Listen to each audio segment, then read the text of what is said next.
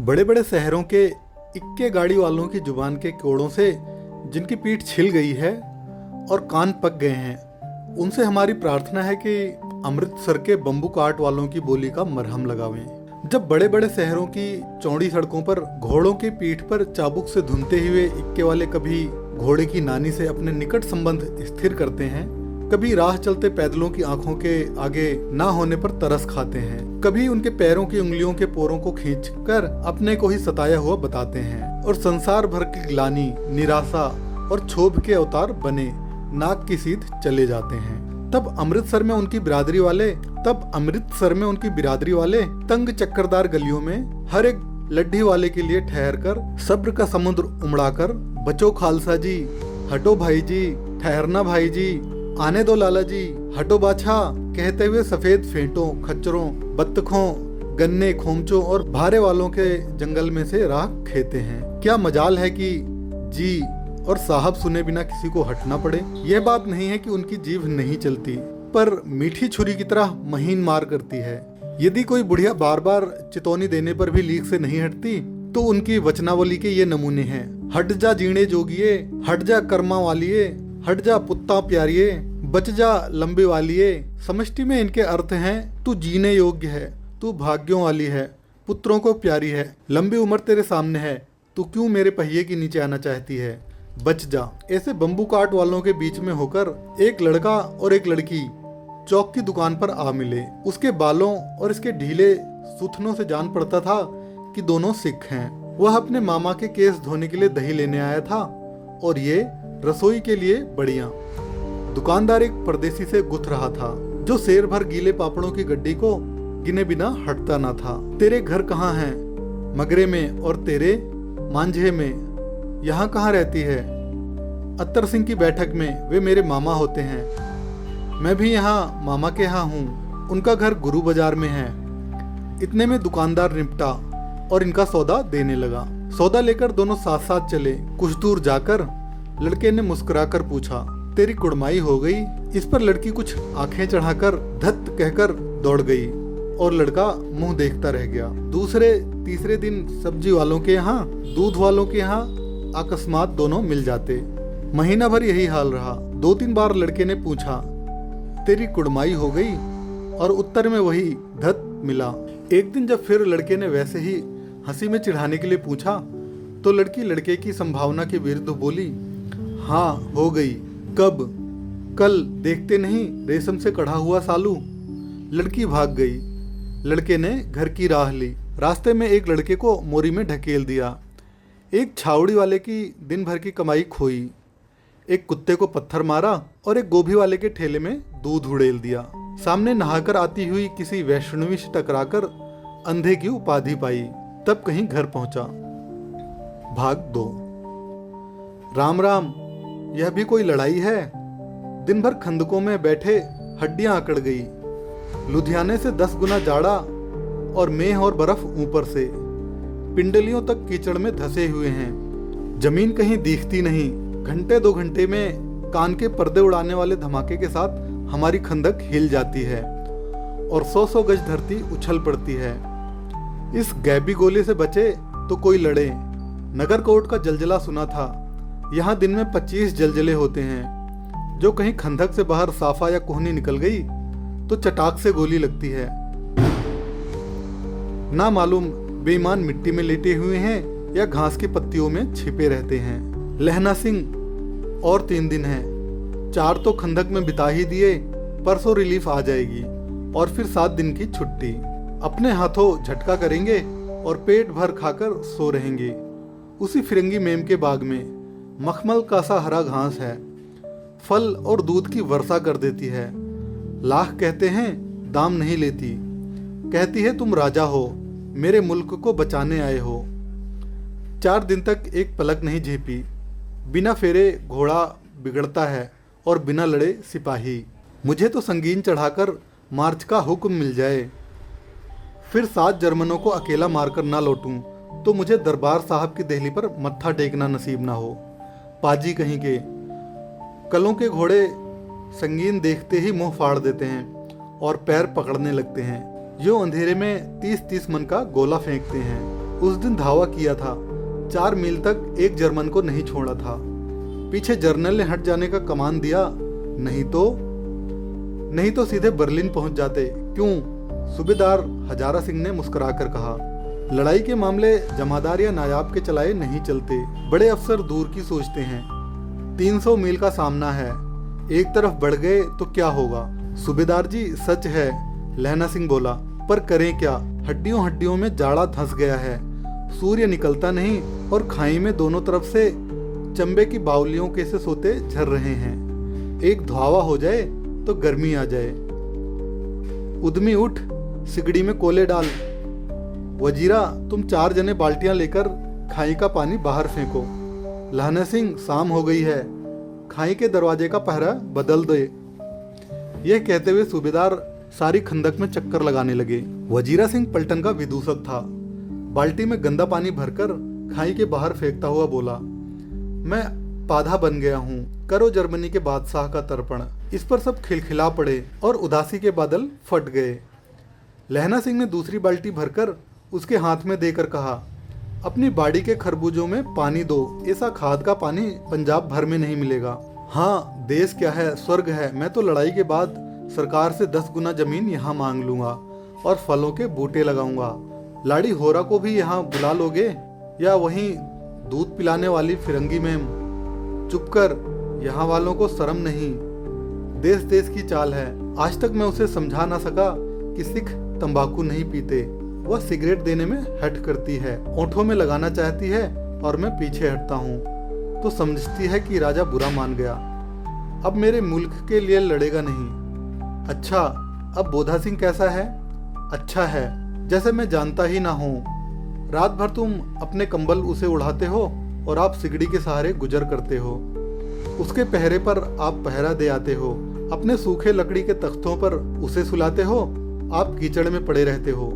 कहीं तुम ना मंदे पड़ जाना। जाड़ा क्या है, मौत है, और निमोनिया से मरने वालों को मुरब्बा नहीं मिला करते। मेरा डर मत करो, मैं तो बुलेल की खड्ड के किनारे मरूंगा। भाई कीरत सिंह की गोदी पर मेरा सिर होगा और मेरे हाथ के लगाए हुए आंगन के आम के पेड़ की छाया होगी। वजीरा सिंह ने त्योरियां चढ़ाकर कहा, क्या मरने मारने की बात लगाई है? मरे जर्मन और तुर्क। हाँ भाइयों, कुछ गाओ। दिल्ली शहर ते पिसोरा नु जांदिए, कर लेना लौंगा दपा परमणिए, कर लेना ना देड़ा सौदा अड़िए, ओए लाना चटाका कदू नी बनिया वे मजेदार गोरिए, हुरन लाना चटाका कदुए नु कद्दू बनाया वे मजेदार गोरिए। कौन जानता था कि दाढ़ियों वाले घरबारी सिख ऐसा लुच्चा गीत गाएंगे, पर सारी खंदक इस गीत से गूंज उठी और सिपाही फिर ताजे हो गए, मानो 4 दिन से सोते और मौज करते रहे हों। भाग 3। दोपहर रात गई है, अंधेरा है, सन्नाटा छाया हुआ है। बोधा सिंह खाली बिस्कुटों के 3 टिनों पर अपने दोनों कंबल बिछाकर और लहना सिंह के 2 कंबल और एक बरान कोट ओढ़कर सो रहा है। लहना सिंह पहरे पर खड़ा हुआ है, एक आंख खाई के मुंह पर है और एक बोधा सिंह के दुबले शरीर पर। बोधा सिंह कराहा, क्यों बोधा भाई, क्या है, पानी पिला दो। लहना सिंह ने कटोरा उसके मुंह से लगाकर पूछा, कहो कैसे हो। पानी पीकर बोधा बोला, कपकपी छूट रही है, रोम रोम में तार दौड़ रहे हैं, दांत बज रहे हैं। अच्छा, मेरी जर्सी पहन लो। और तुम? मेरे पास सिगड़ी है और मुझे गर्मी लगती है, पसीना आ रहा है। ना, मैं नहीं पहनता, 4 दिन से तुम मेरे लिए। हाँ, याद आई, मेरे पास दूसरी गर्म जर्सी है, आज सवेरे ही आई है, विलायत से मैम बुन बुन कर भेज रही है, गुरु उनका भला करें। यूं कहकर लहना अपना कोट उतारकर जर्सी उतारने लगा। सच कहते हो?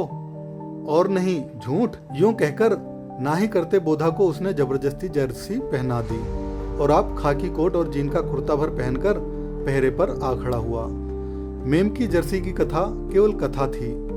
आधा घंटा बीता, इतने में खाई के मुंह से आवाज आई, सूबेदार हजारा सिंह। कौन? लप्टन साहब। हुकुम हुजूर, कहकर सूबेदार तनकर फौजी सलाम करके सामने हुआ। देखो, इसी दम धावा करना होगा। मील भर की दूरी पर पूरब के कोने में एक जर्मन खाई है। उसमें 50 से ज्यादा जर्मन नहीं हैं। इन पेड़ों के नीचे नीचे 2 खेत काट कर रास्ता है। 3-4 घुमाव है। जहाँ मोड़ है वहाँ 15 जवान खड़े कराया हूँ। तुम यहाँ 10 आदमी छोड़कर सबको साथ ले उनसे जा मिलो। खंदक छीनकर वहीं जब तक दूसरा हुक्म ना मिले डटे रहो। हम वहाँ रहेंगे।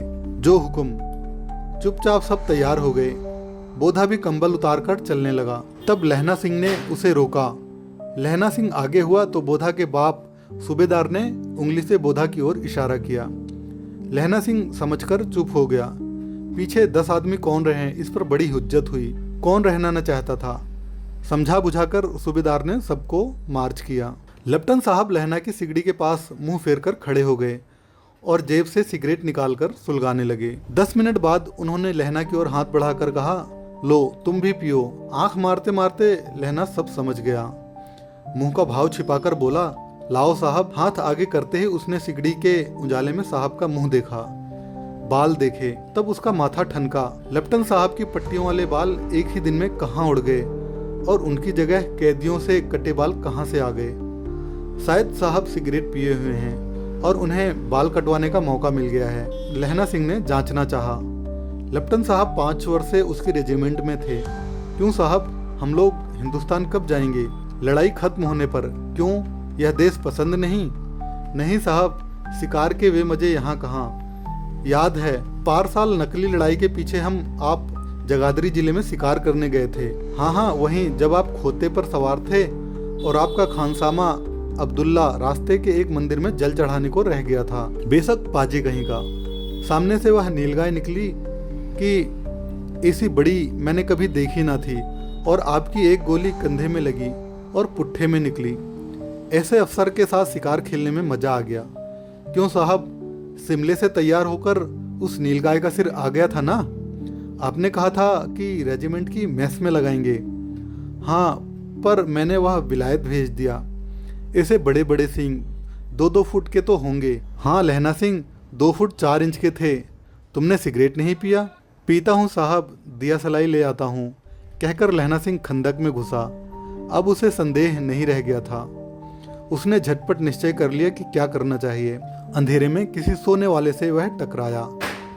कौन, वजीर सिंह? हाँ, क्यों लहना, क्या कयामत आ गई? जरा तो आंख लगने दी होती। भाग 4। होश में आओ, कयामत आई है और लेफ्टिनेंट साहब की वर्दी पहन कर आई है। क्या? लेफ्टिनेंट साहब या तो मारे गए हैं या कैद हो गए हैं। उनकी वर्दी पहनकर यह कोई जर्मन आया है। सूबेदार ने इसका मुंह नहीं देखा, मैंने देखा और बातें की हैं। सोहरा साफ उर्दू बोलता है, पर किताबी उर्दू, और मुझे पीने को सिगरेट दिया है। तो अब मारे गए। धोखा है। सूबेदार कीचड़ में चक्कर काटते फिरेंगे और यहाँ खाई पर धावा होगा। उठो, एक काम करो, पलटन के पैरों के निशान देखते देखते दौड़ जाओ। अभी बहुत दूर ना गए होंगे। सूबेदार से कहो एकदम लौट आए। खंदक की बात एकदम झूठ है, चले जाओ। खंदक के पीछे से निकल जाओ, पत्ता तक न खड़के, देर मत करो। हुक्म तो यह है कि यहीं ऐसी तैसी हुक्म की। मेरा हुक्म, जमादार लहना सिंह, जो इस वक्त यहाँ पर सबसे बड़ा अफसर है, उसका हुक्म है। मैं लेफ्टिनेंट साहब की खबर लेता हूँ। पर यहाँ तो तुम 8 ही हो। 8 नहीं, 10 लाख। एक अकालिया सिख 1.25 लाख के बराबर होता है। चले जाओ। लौटकर खाई के मुहाने पर लहना सिंह दीवार से चिपक गया। उसने देखा कि लेफ्टिनेंट साहब ने जेब से बेल के बराबर 3 गोले निकाले। तीनों को जगह जगह खंदक की दीवार में घुसेड़ दिया और तीनों में से एक तार सा बांध दिया। तार के आगे सूत की एक गुत्थी थी, जिसे सिगड़ी के पास रखा। बाहर की तरफ जाकर एक दिया सलाई जलाकर गुत्थी पर रखने, बिजली की तरह दोनों हाथों से उल्टी बंदूक को उठाकर लहना सिंह ने साहब की कोहनी पर तान कर दे मारा। धमाके के साथ साहब के हाथ से दिया सलाई गिर पड़ी। लहना सिंह ने एक कुंदा साहब की गर्दन पर मारा और साहब आंख मीन गॉड कहते हुए चित्त हो गए। लहना सिंह ने तीनों गोले बीनकर खंदक के बाहर फेंके और साहब को घसीटकर सिगड़ी के पास लाया। जेबों की तलाशी ली। 3-4 लिफाफे और एक डायरी निकालकर उन्हें अपनी जेब के हवाले किया। साहब की मूर्छा हटी। लहना सिंह हंसकर बोला, क्यों लेफ्टिनेंट साहब, मिजाज कैसा है? आज मैंने बहुत बातें सीखी। यह सीखा कि सिख सिगरेट पीते हैं, यह सीखा कि जगाधरी के जिले में नीलगायें होती हैं और इनके 2 फुट 4 इंच के सींग होते हैं। यह सीखा कि मुसलमान खानसामा मूर्तियों पर जल चढ़ाते हैं और लपटन साहब खोते पर चढ़ते हैं। पर यह तो कहो, ऐसी साफ उर्दू कहाँ से सीखा है? हमारे लपटन साहब तो बिना डेम के 5 लफ्ज भी नहीं बोला करते थे। लहना ने पतलून की जेबों की तलाशी नहीं ली थी। साहब ने मानो जाड़े से बचने के लिए दोनों हाथ जेबों में डाले। लहना सिंह कहता, चालाक तो बड़े हो, पर माझे का लहना इतने बरस लपटन साहब के साथ रहा है। उसे चकमा देने के लिए 4 आंखें चाहिए। 3 महीने हुए, एक तुर्की मौलवी मेरे गांव आया था। औरतों को बच्चे होने की ताबीज बांटता था और बच्चों को दवाई देता था।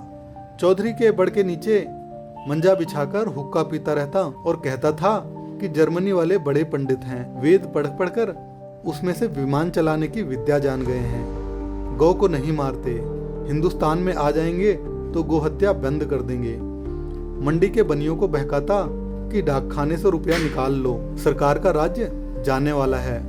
डाक बाबू पोल्हू राम भी डर गया था। मैंने मुल्ला जी की दाढ़ी मोड़ दी थी और गांव के बाहर निकाल कर कहा था कि जो मेरे गांव में अब पैर रखा तो साहब की जेब में से पिस्तौल चली और लहना की जांघ में गोली लगी। इधर लहना की हेनरी मार्टिन के 2 फायर ने साहब की कपाल क्रिया कर दी। धड़ाका सुनकर सब दौड़े आए। बोधा चिल्लाया, क्या है? लहना सिंह ने उसे यह कहकर सुला दिया कि एक हड़का हुआ कुत्ता आया था, मार दिया, और औरों से सब हाल कह दिया। सब बंदूकें लेकर तैयार हो गए।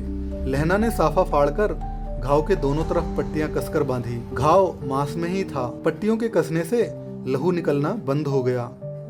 इतने में 70 जर्मन चिल्लाकर खाई में घुसे। सिखों की बंदूकों की बाढ़ ने पहले धावे को रोका, दूसरे को रोका, पर यहाँ थे 8। लहना सिंह तक तक कर मार रहा था। वह खड़ा था और लेटे हुए थे और वे 70। अपने मुर्दा भाइयों के शरीर पर चढ़कर जर्मन आगे घुसे आते थे। थोड़े से मिनटों में वे अचानक आवाज आई, वाहे गुरु जी की फतह, वाहे गुरु जी का खालसा, और धड़ाधड़ बंदूकों के फायर जर्मनों की पीठ पर पड़ने लगे। ऐन मौके पर जर्मन 2 चक्की के पाटों के बीच में आ गए। पीछे से सूबेदार हजारा सिंह के जवान आग बरसाते थे और सामने लहना सिंह के साथियों के संगीन चल रहे थे। पास आने पर पीछे वालों ने भी संगीने पिरोना शुरू कर दिया। एक किलकारी और, अकाल सिक्खा दी फौज आई, वाहे गुरु जी की फतह, वाहे गुरु जी का खालसा, सत श्री अकाल पुरख, और लड़ाई खत्म हो गई। 63 जर्मन या तो खेत रहे थे या कराह रहे थे। सिखों में 15 के प्राण गए। सूबेदार के दाहिने कंधे में से गोली आर पार निकल गई। लहना सिंह की पसली में एक गोली लगी। उसने घाव को खंदक की गीली मिट्टी से पूर लिया और बाकी का साफा कसकर कमरबंद की तरह लपेट लिया। किसी को खबर न हुई कि लहना को दूसरा घाव, भारी घाव लगा है। लड़ाई के समय चांद निकल आया था, ऐसा चांद जिसके प्रकाश से संस्कृत कवियों का दिया हुआ छई नाम सार्थक होता था। और हवा ऐसी चल रही थी जैसे बाणभट्ट की भाषा में दंत वीणोपदेशाचार्य कहलाती। वजीरा सिंह कह रहा था कि कैसे मन भर फ्रांस की भूमि मेरे बूटों से चिपक रही थी जब मैं दौड़ा दौड़ा सूबेदार के पीछे गया था। सूबेदार लहना सिंह से सारा हाल सुन और कागजात पाकर वे उसकी तुरंत बुद्धि को सराह रहे थे और कह रहे थे कि तू ना होता तो आज सब मारे जाते। इस लड़ाई की आवाज़ 3 मील दाहिनी ओर की खाई वालों ने भी सुन ली थी। उन्होंने पीछे टेलीफोन कर दिया था। वहाँ से झटपट 2 डॉक्टर और 2 बीमार ढोने की गाड़ियाँ चली जो कोई 1.5 घंटे के अंदर आ पहुँची। फील्ड अस्पताल नज़दीक था, सुबह होते होते वहाँ पहुँच जाएंगे, इसलिए मामूली पट्टी बांधकर एक गाड़ी में घायल लिटाए गए और दूसरी में लाशें रखी गई। सूबेदार ने लहना सिंह की जांघ में पट्टी बंधवानी चाहिए, पर उसने यह कहकर टाल दिया कि थोड़ा घाव है, सवेरे देखा जाएगा। बोधा सिंह ज्वर में बर्रा रहा था, वह गाड़ी में लिटाया गया। लहना को छोड़कर सूबेदार जाते नहीं थे। यह देख लहना ने कहा, तुम्हें बोधा की कसम है और सूबेदारनी जी की सौगंध है जो इस गाड़ी में ना चले जाओ, और तुम मेरे लिए वहां पहुंचकर गाड़ी भेज देना, और जर्मन मुर्दों के लिए भी तो गाड़ियां आती होंगी। मेरा हाल बुरा नहीं है, देखते नहीं मैं खड़ा हूँ, वजीरा सिंह मेरे पास है ही। अच्छा, पर बोधा गाड़ी पर लेट गया, भला आप भी चढ़ जाओ। सुनिए तो, सूबेदारनी होरा को चिट्ठी लिखो तो मेरा मत्था टेकना लिख देना, और जब घर जाओ तो कह देना कि मुझसे जो उसने कहा था वह मैंने कर दिया। गाड़ियां चल पड़ी। सूबेदार ने चढ़ते चढ़ते लहना का हाथ पकड़कर कहा, तैने मेरे और बोधा के प्राण बचाए हैं, लिखना कैसा, साथ ही घर चलेंगे। अपनी सूबेदारनी को तू ही कह देना। उसने क्या कहा था, जब आप गाड़ी पर चढ़ जाओ मैंने जो कहा वह लिख देना और कह भी देना। गाड़ी के जाते लहना लेट गया। वजीरा पानी पिला दे और मेरा कमरबंद खोल दे, तर हो रहा है। भाग 5। मृत्यु के कुछ समय पहले स्मृति बहुत साफ हो जाती है। जन्म भर की घटनाएं एक एक करके सामने आती हैं और सारे दृश्यों के रंग साफ होते हैं। समय की धुंध बिल्कुल उन पर से हट जाती है। लहना सिंह 12 वर्ष का है। अमृतसर में मामा के यहाँ आया हुआ है। दही वालों के यहाँ, सब्जी वालों के यहाँ, हर कहीं उसे एक 8 वर्ष की लड़की मिल जाती है। जब वह पूछता है तेरी कुड़माई हो गई, तब धत कहकर वह भाग जाती है। एक दिन उसने वैसे ही पूछा तो उसने कहा, हाँ कल हो गई, देखते नहीं यह रेशम के फूलों वाला सालू। सुनते ही लहना सिंह को दुख हुआ, क्रोध हुआ। क्यों हुआ? वजीरा सिंह पानी पिला दे। 25 साल बीत गए। अब लहना सिंह नंबर 77 राइफल्स में जमादार हो गया है। उस 8 वर्ष की कन्या का ध्यान ही न रहा। ना मालूम वह कभी मिली थी या नहीं। 7 दिन की छुट्टी लेकर जमीन के मुकदमे की पैरवी करने वह अपने घर गया। वहाँ रेजिमेंट के अफसर की चिट्ठी मिली कि फौज लाम पर जाती है, फौरन चले आओ। साथ ही सूबेदार हजारा सिंह की चिट्ठी मिली कि मैं और बोधा सिंह भी लाम पर जाते हैं। बोधा सिंह लौटते हुए हमारे घर होते जाना, साथ ही चलेंगे। सूबेदार का गांव रास्ते में पड़ता था और सूबेदार उसे बहुत चाहता था। लहना सिंह सूबेदार के यहाँ पहुंचा। जब चलने लगे तो सूबेदार बेड़े में से निकलकर आया। बोला, लहना सूबेदारनी तुमको जानती है, बुलाती है, जा मिल आ। लहना सिंह भीतर पहुंचा। सूबेदारनी मुझे जानती है? कब से? रेजिमेंट के क्वार्टरों में तो कभी सूबेदार के घर के लोग नहीं रहे। दरवाजे पर जाकर मत्था टेकना कहा। आशीष सुनी। लहना सिंह चुप। मुझे पहचाना? नहीं। तेरी कुड़माई हो गई? धत कल हो गई, देखते नहीं रेशमी बूटों वाला सालू। अमृतसर में भावों की टकराहट से मूर्छा खुली, करोट बदली, पसली का घाव बह निकला। वजीरा पानी पिला, उसने कहा। स्वप्न चल रहा है। सूबेदारनी कह रही है, मैंने तेरे को आते ही पहचान लिया। एक काम कहती हूँ, मेरे तो भाग फूट गए। सरकार ने बहादुरी का खिताब दिया है, लायलपुर में जमीन दी है। आज नमक हलाली का मौका आया है, पर सरकार ने हम तीमियों की एक घंघरिया पलटन क्यों न बना दी, जो मैं भी सूबेदार जी के साथ चली जाती। एक बेटा है, फौज में भर्ती हुए उसे 1 ही बरस हुआ। उसके पीछे 4 और हुए, पर एक भी नहीं जिया।